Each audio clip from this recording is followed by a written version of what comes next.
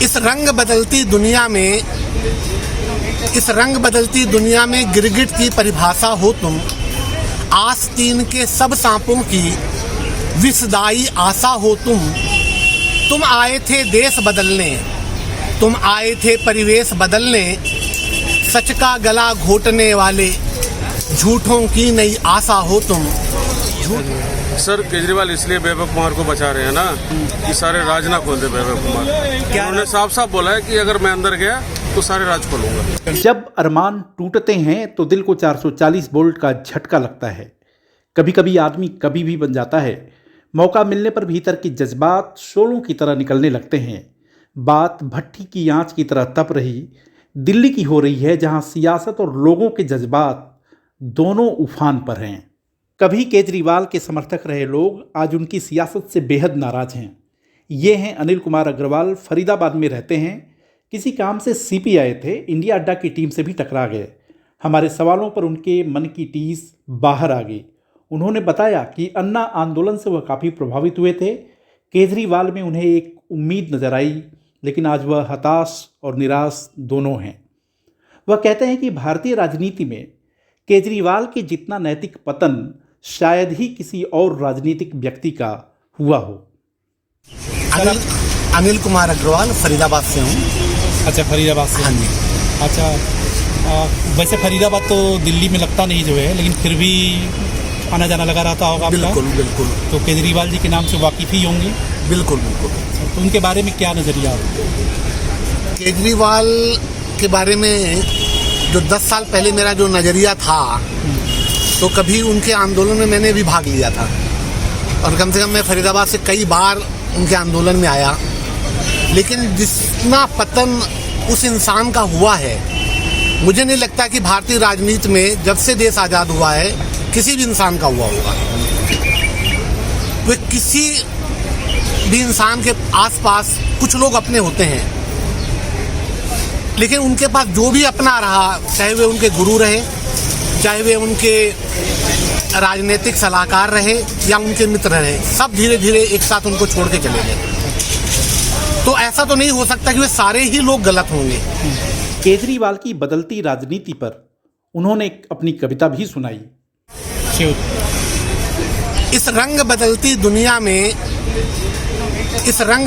दुनिया में गिरगिट की परिभाषा हो तुम। आस्तीन के सब सांपों की विषदायी आशा हो तुम। तुम आए थे देश बदलने, तुम आए थे परिवेश बदलने। सच का गला घोटने वाले झूठों की नई आशा हो तुम। झूठों की नई आशा हो तुम। और इस शराब कांड पर मैं बोलना चाहूँगा कुछ कि एक बोतल पर एक फ्री क्या सोचा था क्या तुम निकले। आंदोलन के हवन कुंड से ले जहर भरा घट चमचम निकले। कितने सपने कितनी आशा जल होम हुए तुम क्या जानो। तुमको ब्रह्मास्त्र समझकर साधा तुम फुसफुस वाला बम निकले। तुम फुसफुस वाला बम निकले। कुटिल षड्यंत्री चालों वाला शकुनी का पासा हो तुम। इस रंग बदलती दुनिया में गिरगिट की परिभाषा हो तुम। और उन्होंने जो टुकड़े गैंग का समर्थन किया, टुकड़े गैंग का किया समर्थन, आदर्शों का हनन किया। गुरु की पीठ में भोंक के खंजर सत्ता का तुमने वरण किया। सेना से मांगे सबूत निकले तुम निर्लज्ज कपूत। पहन के चोला लोकपाल का विश्वासों का हरण किया। मुंह में राम बगल में छुरी, मुंह में राम बगल में छुरी। जहर भरा झांसा हो तुम। इस रंग बदलती दुनिया में गिरगिट की परिभाषा हो तुम। तो उस इंसान का जितना चारित्रिक पतन हुआ है, चाहे वे उन्होंने जो भी कहा था वे हर बात से पलटे हैं। और अब जो लेटेस्ट स्वाति मालीवाल का केस हुआ, मतलब इनके अपने लोग ही इनके ऊपर आरोप लगा रहे हैं। तो इससे जनता समझ सकती है कि मतलब हमें किसको चुनना चाहिए।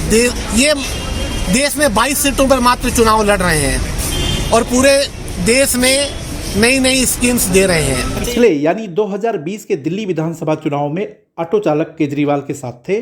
आज वे उनकी नीतियों और स्वाति मालीवाल मारपीट कांड से गुस्से में हैं। केजरीवाल से उनका भरोसा टूट गया है। ऑटो चालक अशोक कुमार मंडल कहते हैं कि चुनाव के समय ऑटो चालकों ने केजरीवाल के समर्थन में मुहिम चलाई थी।